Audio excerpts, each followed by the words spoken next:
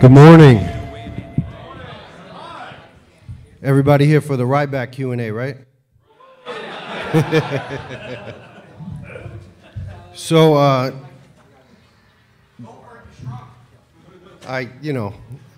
I'm getting, it's early. Give me a couple minutes.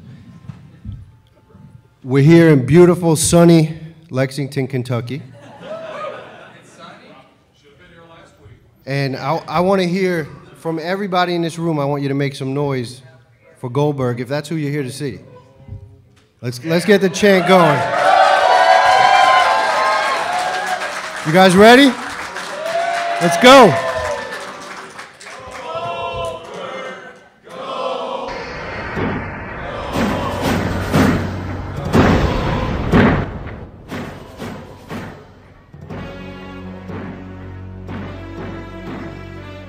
I think you got to make a little bit more noise.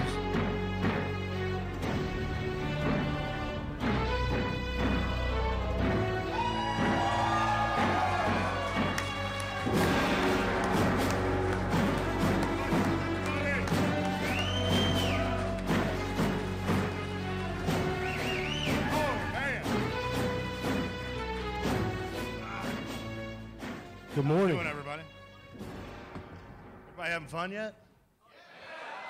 How about sending some of this rain you got here in Kentucky out to California, man, because we need it. Ever since I landed, it's been raining here. What's up? Ay. First snow, then rain. Yeah. You guys are inundated with bad weather. You want just the rain, or you want them to send a couple of those Waffle Houses, too? Send some Waffle Houses, too. Yeah, no doubt. I missed that, obviously living in Georgia for a long period of time, I got used to every exit there being a Waffle House. And living in California, they don't even know what the hell a Waffle House is. They don't even know what grits are, for God's sake. So, exactly, they have no clue. Well, you haven't left any food at Waffle House for anybody else? No. No. We go to Waffle House, and he orders one of everything. Yes. And it's the same response each time from the waitress. Are there more people coming? No, absolutely not. Are you going to eat all that? Yes. I have to do my 15 to 25,000 calorie a day meal. So. And the problem is that when I go with him, I have to do the same thing. Exactly. And as you guys noticed when I first walked in, I'm slightly smaller. Slightly. And he was about this big when we first met, and now look at him. I'm on the Goldberg diet. Yes. Okie dokie, man. So I'm sure a lot of you guys have followed Goldberg throughout the years, and you're aware that he started in football with the SEC, playing a lot down here. Thank you. I didn't want to say that because I didn't want everybody in here to come at me at the same time. But the last time I was in Lexington and I played football, I got thrown out of y'all's stadium. And actually, the guy that I got thrown out, well, no, he didn't cause it. Anybody here know Dermonte Dawson? Okay. When I landed here in Lexington, I sent old Dermonte a message, and I said, "Man, I'm here in your backyard, and I remember you kicking my ass every game, and it doesn't bring a very positive memory to Lexington for me, but hopefully you guys can change that." But quick story about me and Dermonte. Obviously I played at Georgia and he played at Kentucky, and he was awesome. He was the only guy period that I ever played against that could beat me at will, and it frustrated me. And I wanted to hate the guy. Absolutely wanted to hate it. You guys know how the SEC is. Stop recording this whole damn thing. Oh, okay, go ahead. You guys know how SEC football is. I mean, it's tooth and nail. You guys will do anything for the Wildcats, obviously. In Georgia, we do anything for the Bulldogs. And I wanted to hate Dermonte. I never met him except for on the football field, but I really wanted to hate the guy. for one reason or another, mainly because he kicked my butt all the time. And then I go and do a celebrity golf tournament, I think it was for Jim Kelly, and I met Dermonte Dawson. And I got to tell you guys, you should be very proud that he went to school here, because there's not a nicer human being on the planet than Dermonte Dawson. So as much as I wanted to hate the guy, I love him. He's one of my very good friends, and ironically, he lives near me in San Diego. So the SEC is well represented on the West Coast. That's great. So since we He doesn't know anything about SEC football. He's from Miami. You're damn right. Always has been and always will be. You know, to me, SEC, I don't even know what that stands for. Exactly. That's why, you know, these are my people, man. You know, the SEC people. It's all good. Here, use that one. You're used to them. I'm used to that.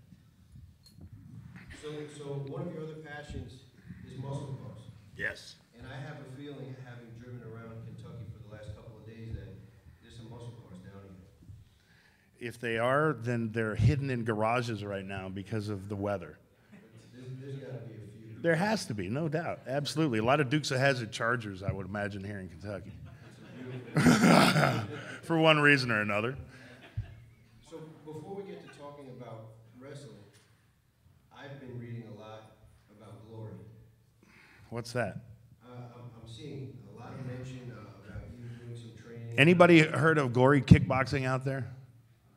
It's on Spike TV. It's much better than MMA because all they do is knock each other out within like 2 minutes. Every fight. It's awesome. So King Mo just won a fight about a week and a half, 2 weeks ago. I've seen a lot of interviews, and in these interviews, he says that he's been training with you. Is there any truth to Well, we did a Comic-Con down in Miami, and we threw it out there on my podcast, on the radio shows that I was training. And was there a gym down there that would let me come in and, you know, do some bag work and stuff? And American Top Team down in Coconut Creek in Miami hit us up, and you went with me, so you saw all this stuff happen. And you know, all you guys know about the CM Punk thing with the UFC right now. Obviously, Brock and his past with the UFC, and I've had a passion for it for a long time. I mean, I own a Muay Thai gym in San Diego. I've been training for 10 years. And I sent a tweet out one day. It was the morning of a Glory kickboxing event, and the CEO of Glory saw it and asked me if I wanted to have a fight. And so my response to him was that with the right time and the right contract, I'd consider anything. What do you guys think about that? So there'll be some news coming out here fairly soon as far as a relationship with Glory and myself. And ultimately, I'm training 4 days a week right now, and I have for the past 6 months. And so it's a distinct possibility that you guys may see me knocking somebody out in a ring pretty soon.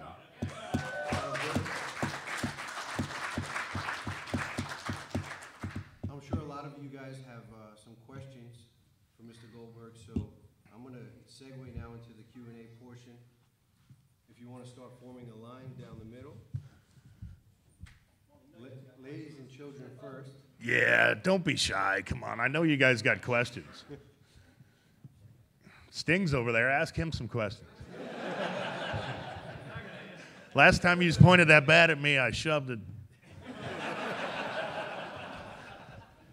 Sting was a good guy. Sting's the guy who taught me a lot about the business. As a matter of fact, Sting's probably the main reason why I got in the business, because he was a family man at the time that I knew him, and as he still is.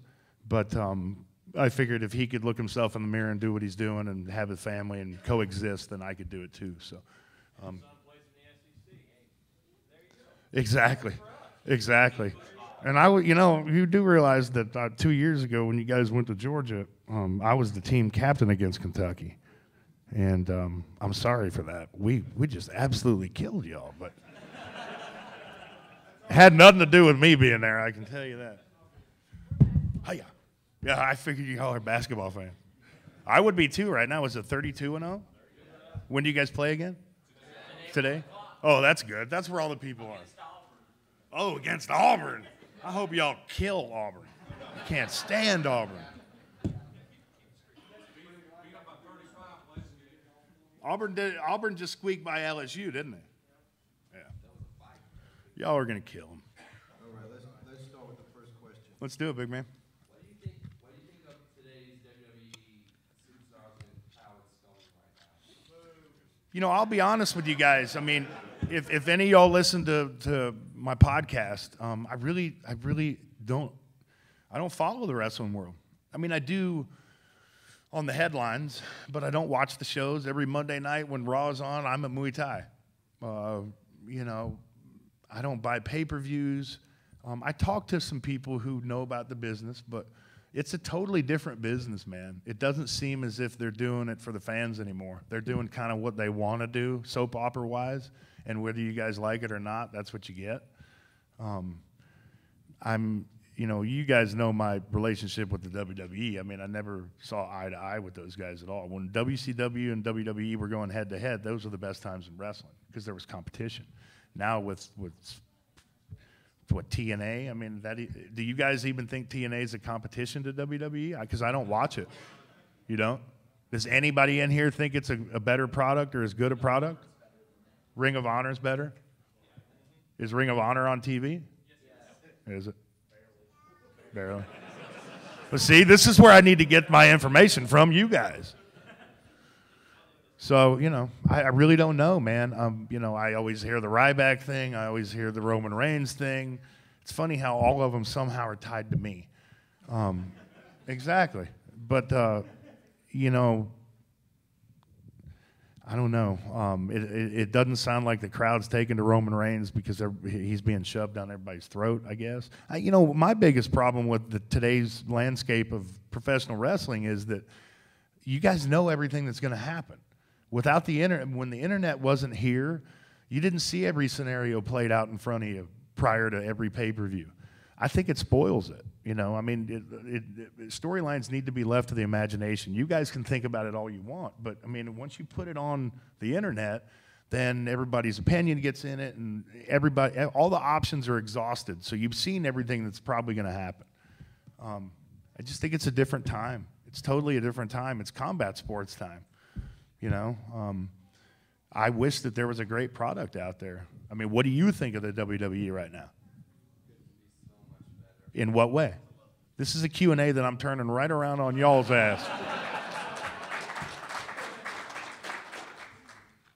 Don't have the same 5 guys on every Monday night. Yeah. Have other people more than just 5 guys. Yeah, does it look like they're just pushing 5 guys and that's it? Don't start a push on somebody and then jerk the rug out from underneath them and then screw them over. Yeah. There's so many that have fallen and just got rid of them. They don't give anybody a shot. The little guys, they don't care. Yeah. I mean, Who cares about the little guy? We never cared about the little guys anyway. I'm kidding. I'm kidding. I'm kidding. No, that was a joke. I mean, there's a time and a place for everybody. I mean, even the divas now have come front and center stage. I mean, when I was wrestling, we just had the Nitro girls and you had valets. You didn't really, I mean, Gail Kim, you had some girls out there wrestling, but it wasn't like to the forefront like it is now. So it's just a totally different product. What are you singing over there? Give her the mic. Hand her the mic. That thing comes off the stand. Hand her the mic. Come on, man. Give her the mic. At least you tried. Okay. Shoot, man. When you came out to your ring entrance and you had all those pyrotechnics coming on you, did that really hurt, or were you were right in the middle of all those? You know, I got a story. Right before I answer that, this is something I was thinking about the other day. Remember I told you when I came in here that the last time I was in Lexington playing football, I got escorted out? That's where my entrance started, here in Lexington, because the cops escorted me out. Hell yeah, I got burned all the time. That's why I shaved. You know, I mean, I don't like to admit that I actually shaved my legs and all that kind of stuff. I trimmed them. I didn't shave them, like with a razor. But if I didn't, then they'd literally catch on fire. And my trunks, I have probably, I don't know, 80 pairs of trunks because I had to switch trunks like every 3 matches because they'd burn holes in them. Well, so, I mean, it was my entrance was as organic as my streak.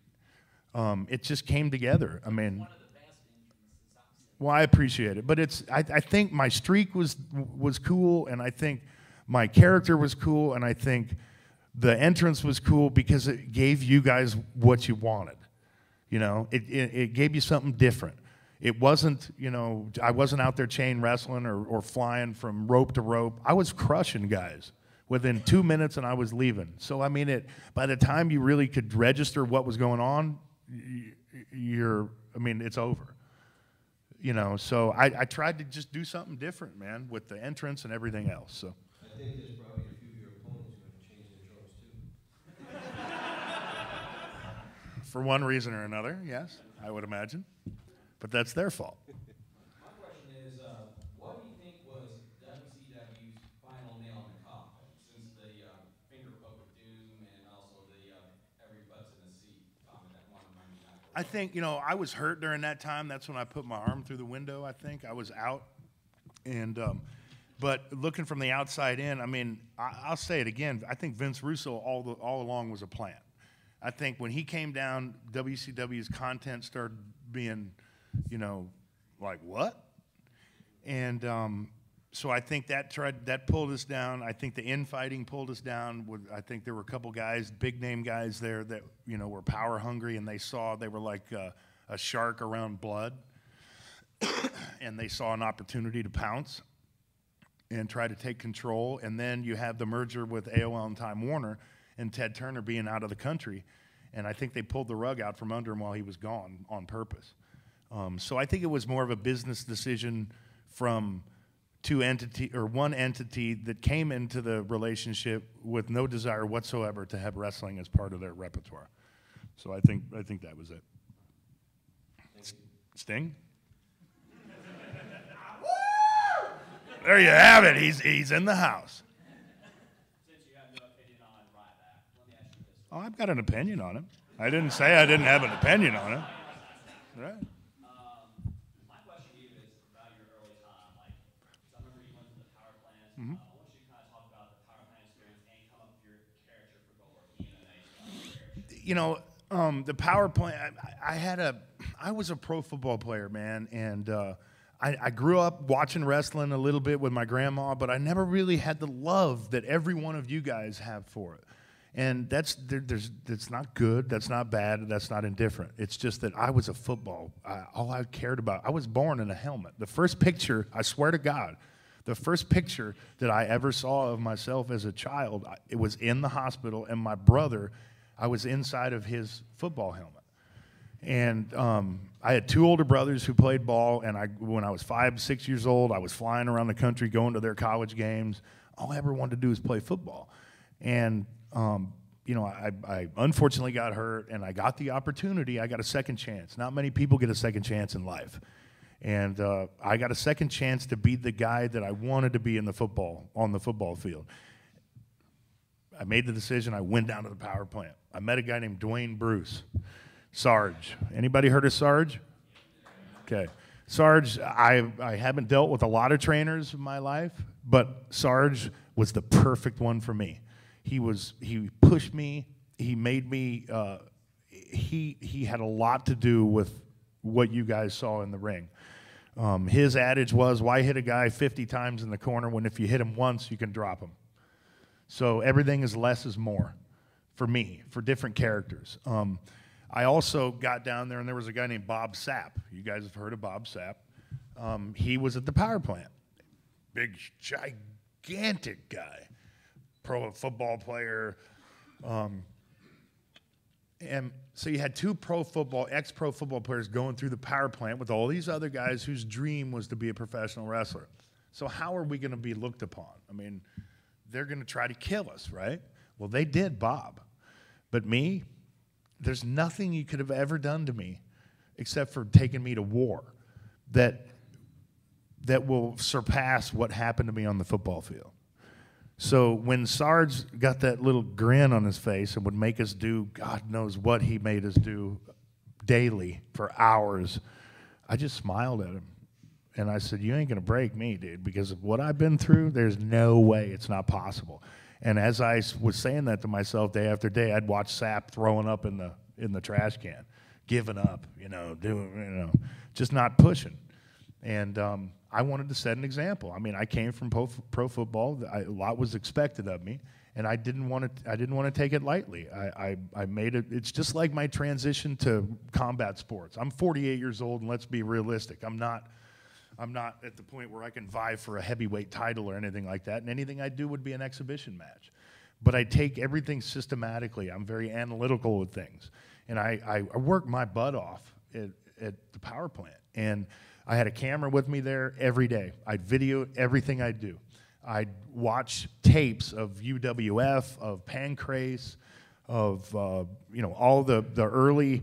The UFC in the beginning had these workout tapes, or not workout tapes, but training tapes for each of their fighters. So there's a guy named Oleg Taktarov, Russian Sambo specialist. Well, I thought it'd be really cool to have a 300-pound dude doing Sambo and doing a backflip and, spearing people. And so I thought at the time,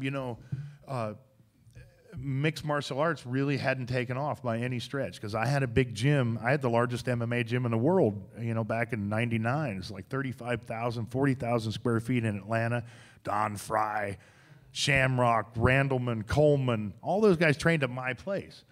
And there was no money in the business, though you looked up to them in that they were, guys who were perfecting a craft, and they were, tough guys, and they did some really cool stuff. You didn't want to be one, because what they put their bodies through at the time, there really wasn't much benefit. So I knew that there ultimately would be. I knew that the UFC was going to be the biggest thing going. Not to sound like a jerk, but I thought if I liked it, then the masses would like it. I thought it was really cool. I went to like the first 7 or 8 UFCs, and I said, nobody's doing this, right? Shamrock just came out, but he's different. He's a little smaller and different character. And I said, I'm going to be this 300-pound dude who can do a backflip, back handspring, whatever, and knows Sambo and wears gloves and smashes people, and I'm the Mike Tyson of wrestling. And it took off. It was in the right time. I mean, a lot of it was timing. A lot of it was being in the right place at the right time. And I really took it seriously, man. I really am anal about my craft. I want to be the best at everything. I trained the other day for an hour in our gym, and I threw 4 punches and a kick for an hour, repeatedly. And you don't have that type of mentality if you're not a perfectionist.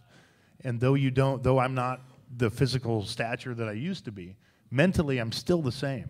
I still want to headbutt dudes, when they cut me off in traffic. I still want to, ram a guy's head through the wall when he doesn't open the door for somebody, It's not even noon yet, so you have some time. I know, that's good. I've got the rest of the day to suffice my headbutt count, but it's I'm just the same person. I'm just a different in a different body now. So hopefully that answered your question. My pleasure, dude. Thank you for being here. Yeah. Who was the hardest person to work with in the ring? Be more specific. Wrestlers. I know wrestle. I mean, I wouldn't be taking a bath with them in the ring. But I mean, hard to work with because they were stiff, because they were a jerk, because they were heavy, because. Oh, come on, give Brock some credit, man. That was a horrible match, and we were in a horrible situation. Who gave you the most grief? The most grief?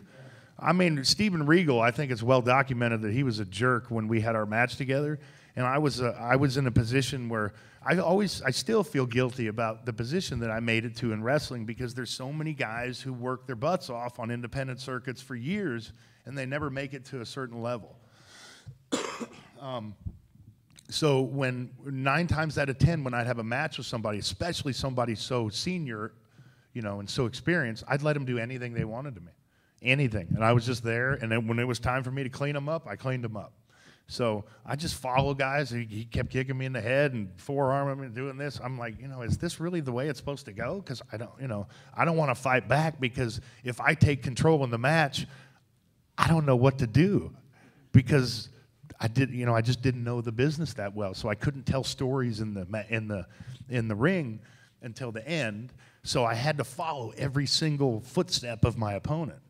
And so I think that was probably the most difficult. I'd love to wrestle him right now, or kickbox him, or whatever he wants. Oh, God, I'd pay money to get that opportunity. But, that's the only time it really ever happened to me. One time, I think my second or third match, I wrestled Barbarian.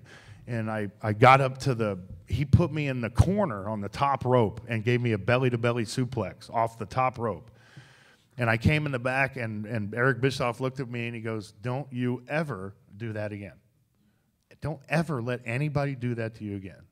And it's just, I was a piece of clay that could have been molded by anybody who was my opponent at that night. And it was a sensitive issue, because I was learning the business as I was going. So, in a very long-winded answer, there's your answer.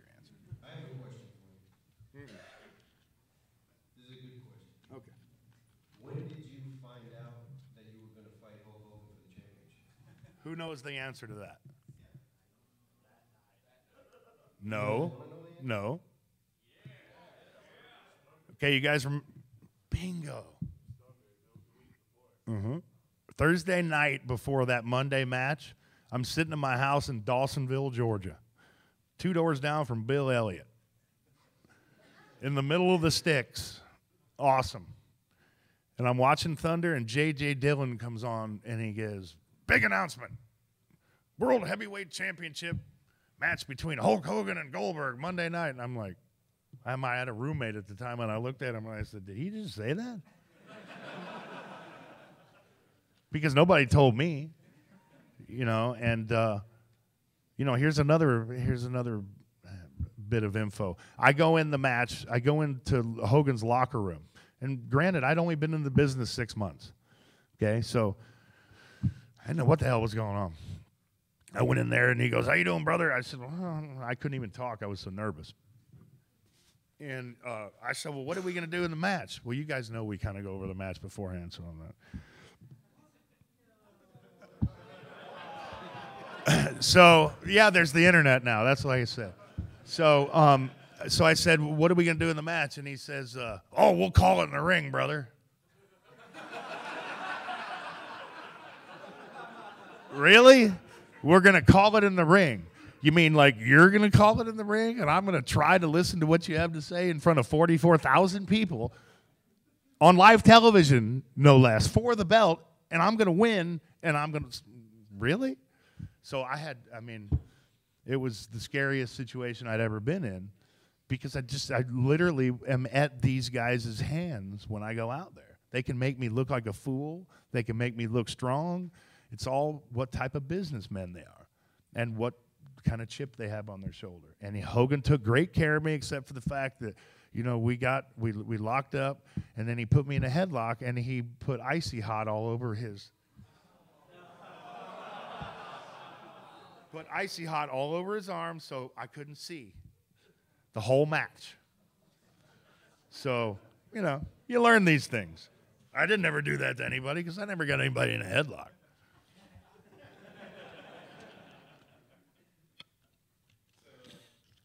question, two-part.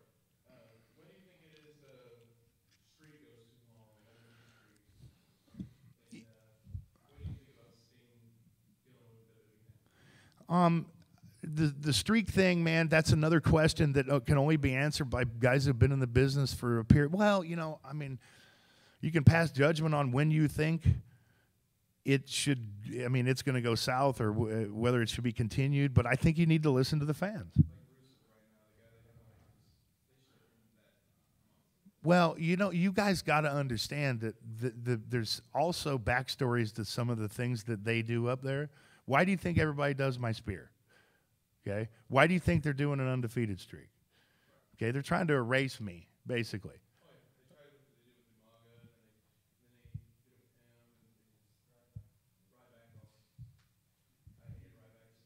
You know, and it's not fair to him either, Ryback. You know, I mean, until he made the comment that he's more athletic than me and all this kind of stuff, which I stomped on that one like immediately. I have nothing bad to say about the guy because he's put in a horrible position. You know, I don't know how much of it is his idea, but I can't think a lot of it is. So, I mean, they're telling him what to do. So they put him in a pretty bad situation. You know, as far as the Sting's thing's concerned, like I said, you guys know my dealings with the WWE.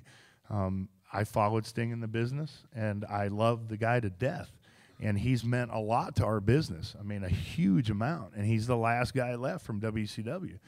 And part of them needs to keep him strong to, you know, to keep the storyline going, but I can guarantee you that a part of them wants to squish him like a bug because that'll be the final nail in the coffin of WCW because they did it to me.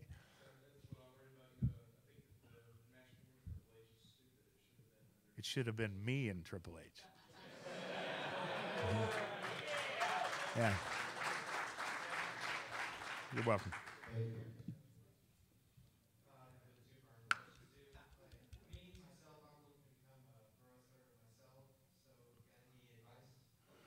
Eye contact.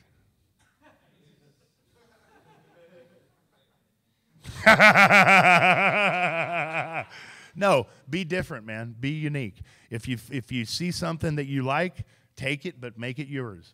I was a combination of Bruiser Brody, Nikita Koloff, the Crusher, Mike Tyson. You know, I took a little thing. What's that? Yeah, I wasn't hungry when I got in the ring, except for their hearts. But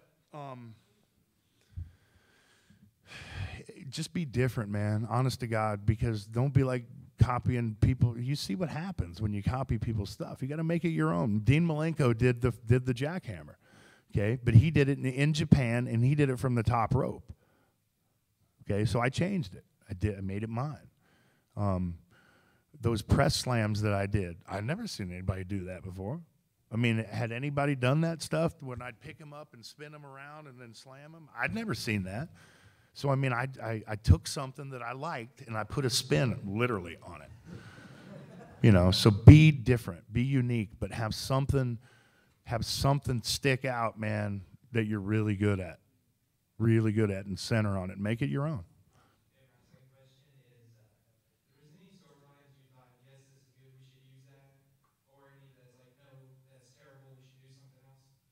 Well, I mean, yeah, and that was kind of the downfall of my creativeness in wrestling was I looked at it like a fight.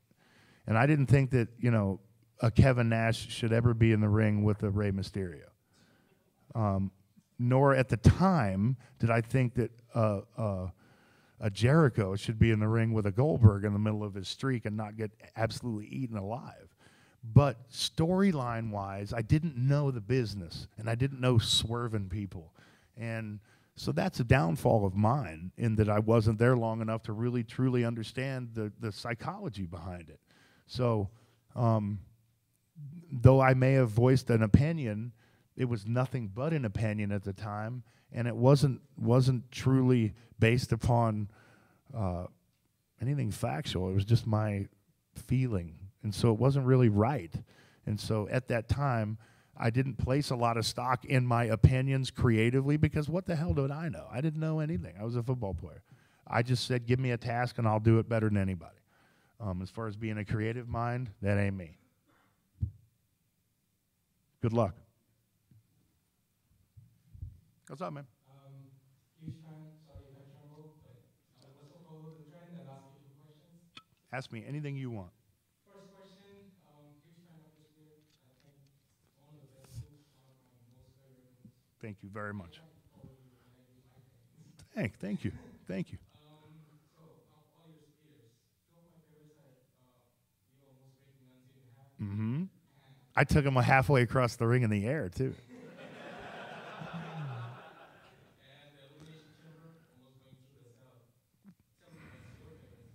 Christian, I'd say Christian was one of my favorite because I swear I thought I killed him. Honest to God, if you look at that in slow motion, I bent him like a sandwich, man. I mean, these guys, to take that bump, it's gnarly, you know. And I tell them, first of all, I look guys in the eye and I say, "Do you trust me?" And 99% of them, or 100%, said yes, whether they thought that or not. And I said, "Okay, spread your arms, tuck your chin, and spread your legs. Don't straighten your legs because I'll blow your knee out. And just hold on, because it's not that bad a bump if they trust me. If they didn't trust me, or if they did something to me in the match that I didn't like, or was trying to undermine what was going on, if you look closely, I'd spear guys differently. Okay, look at the difference between Hogan and Christian. Okay, I didn't want to hurt Hogan. I wanted to hurt a couple guys, and you'll see it. Only because it's in the business, it's called a receipt. That's all it is.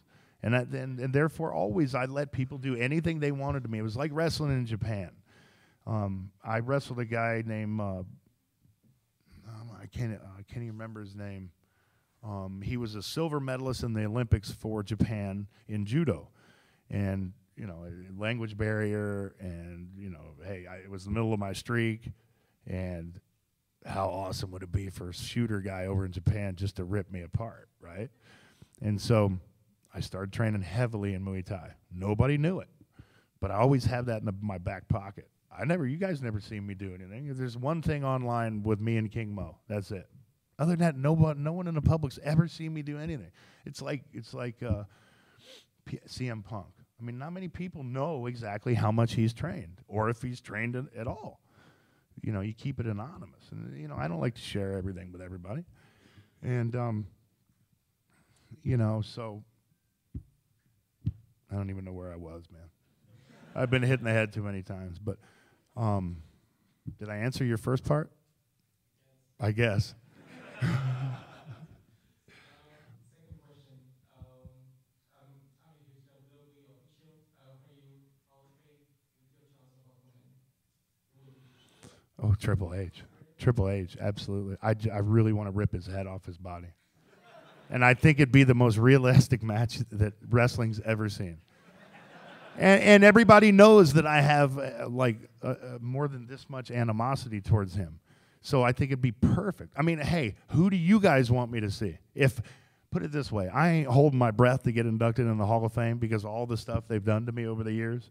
And, you know, I mean, it would be really neat. It'd be great for my son, but I could care less, honestly. It's not going to define me as a wrestler nor as a human being, because I've reinvented myself and I got many other things on my plate right now. So I'm not waiting with bated breath for that phone call to be in the Hall of Fame. I would probably take it, and I would be honored. But as I said, you know, it's not going to bother me if not. But like I said, who do you think I should wrestle? Nah, Batista. I already killed him every time. How about Steve Austin? You know, why not give him the Mayweather-Pacquiao match that everybody's been wanting for 15 years? You know, who else? The Rock. Gilbert. I saw him in my toilet this morning. Who else? Be fine with me. Be fine with me. Jerry Lawler. Just throw out some guys you really hate. You're very welcome, man. First of all, I want to say thank you for your career, what you did in the late 90s and early part of the decade. Thank you, buddy. If it wasn't for you, Tony Schiavone, Austin, The Rock, JR, college would not have been that fun. You're very welcome, man. Now you turned it off. We can tell. That's why you're holding the mic so close to your mouth, because only the professionals know that. All right, screw it. Okay. And these guys, you answered these guys' questions, same thing I had for you. And you were the only person that got thrown out of the Kentucky game. Kevin Nash Did he? Well, that's because he went to Tennessee. They should have thrown everybody out of that game. I heard he punched Don DeVoe in the face. Nice. Little SEC history right there. The Gilbert angle. When you first saw the whole Gilbert thing, what was your immediate thought? I had no humor. I found no humor in that whatsoever. But it's wrestling, and like I said, that's where I fell short, because I took things too seriously. And I don't know. I mean, at first I thought it was an insult. Then I thought it was, a huge compliment, because why would they try to demean me if I wasn't helping destroy them, right? So, and then when he came down to WCW, I got to really take care of him. But I don't hate the guy. I don't, it's no big deal, man. It's just another one of those things for them to try to make me look like a fool. It's all good. My pleasure, man. Thank you.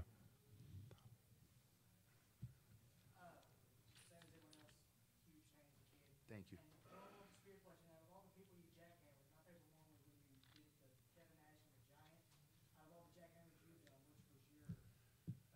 I like the Giant, man, because it was just a feat of freakness. I mean, it was, that dude was over 5 bills when I did it, No, I didn't strain. The theory of the superhuman strength when a car gets stuck on your kid and you're able to pick it up. I called on that. Honest to God. I mean, anybody in here know who C.T. Fletcher is? Okay, C.T. Fletcher is an extremely good friend of mine. He's one of the strongest guys in the world. He also is 56 years old, was beaten as a kid by his father his entire childhood, and he's survived open heart surgeries, yet he's the toughest individual and the person that can call upon the inner strength more so than anyone, and the most motivating individual. I take that type of mindset when I have a task seemingly as insurmountable as picking up a 500-pound guy straight up in the air. So I practiced on Reese. You guys remember Reese, right? Big Reese from The Flock. He was at the training camp when I was down there, and I was told by Dwayne Bruce Sarge that, obviously when you do a finishing move, you have to make sure you can do it on everybody, because God forbid you be that guy who could beat everybody. And I do it to Reese, and Reese was maybe a tiny bit taller, but not nearly as heavy. So his body presented a different problem. But the Giant is so athletic, man. He helped me so much. But it was so cool picking him up and walking him around the ring, because he's deathly afraid of being upside down. And we'd do house shows. And we'd literally do house shows to where he would Charles Robinson would be the referee in the ring, and Giant would come out smoking a cigarette, and Robinson would reprimand him, and he'd pick Charles Robinson up for the choke slam, and I'd run out the back, and I'd spear him, and I'd jackhammer him, and that was the main event in every town we went to, and people went berserk. Why? Because they'd never seen anybody pick the Giant up like that. And the ability to put on a show for you guys, the ability to look in the mirror and tell myself that I actually did that, that's why I did it. And that's what made it easy. And I'd pick him up and walk him around the ring, and he'd be pulling on me, squeezing me, going, oh, let me down. It was wonderful, man. It was wonderful.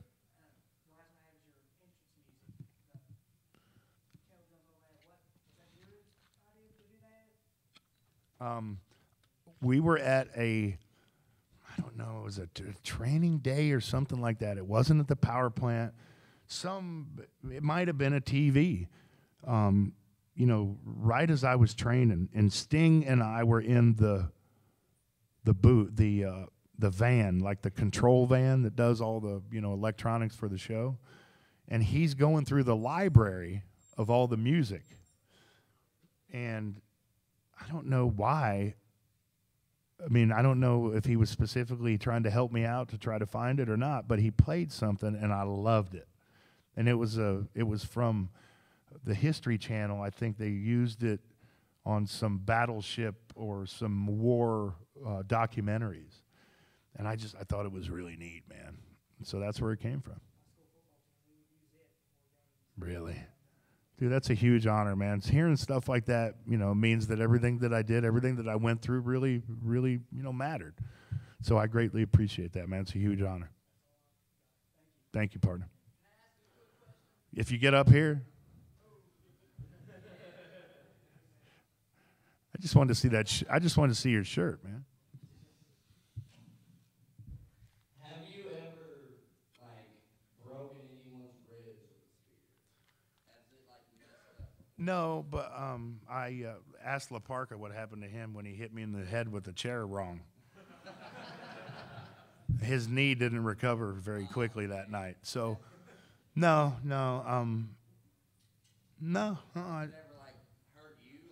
I knocked myself out when I wrestled DDP. When I speared him, I speared myself, and I knocked myself out with the spear. That was a hell of a match, man. He came to me with like a 114-page match. I think he wanted me to spear him 73 times or something. And I'd never speared anybody more than once, and they didn't even move. And I'm like, Dallas, how can I spear you so many times, dude? I mean, oh, brother. But it was great. It was a learning experience. It was an awesome match. And, I mean, Dallas taught me a lot, man. Yeah. That's all I got for you, man. You got it, brother. Thank you. Thanks to everybody for the great questions. And I have one last question before we go. Are there any military members, veterans in the audience? Stand up. Everybody stand up. First responders, police, military, because we want to salute you. Everybody give them a hand, please.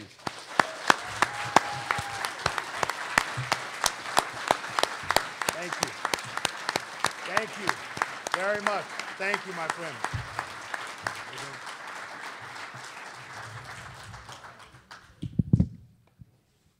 Ladies and gentlemen, it's been a wonderful honor to come back here and not get thrown out of the building here in Lexington. But the day's not over. Now you stole my line. I appreciate it very much, guys. No. I can kick you in the head, though. Nah. Love you guys very much, man. Very much. Thank you all. Rock